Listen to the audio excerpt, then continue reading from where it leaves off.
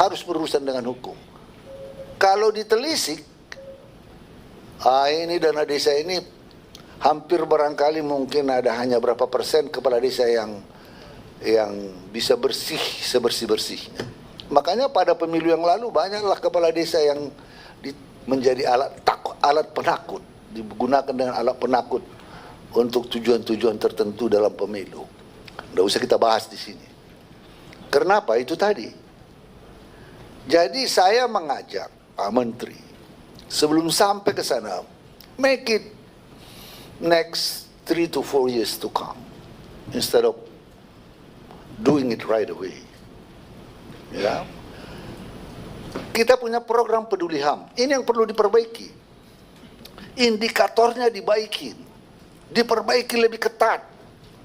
Kemudian kasih reward kepada kota sehingga anggarannya dari Pemda, indikator yang kuat dilakukan oleh Kementerian Hukum dan HAM, dikasih reward kepada Pemdanya yang mendapat kota kabupaten peduli HAM. Koordinasikan dengan Kementerian Keuangan. Saya mau bahwa kota peduli HAM mendapat reward seperti yang dilakukan. Kalau dia anggarannya baik, dia dapat insentif.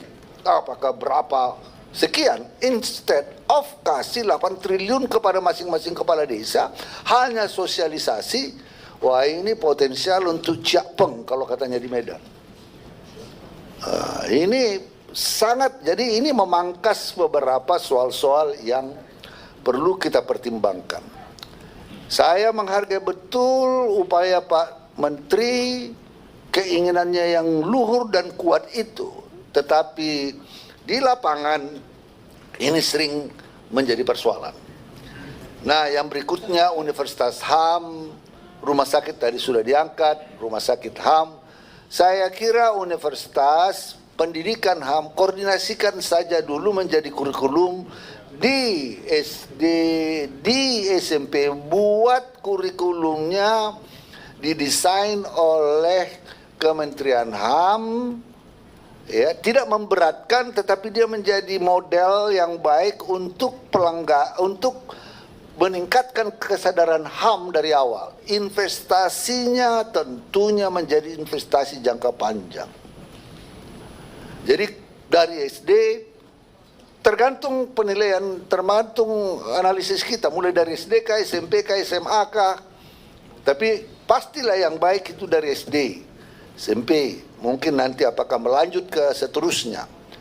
Jadi kalau rumah sakit, saya kira koordinasi aja dengan Kementerian Kesehatan bagi korban-korban pelanggaran HAM mendapat penanganan, ya, daripada kita harus membangun universitas, membangun rumah sakit. Jadi melalui koordinasi antar kementerian ini bisa dilakukan.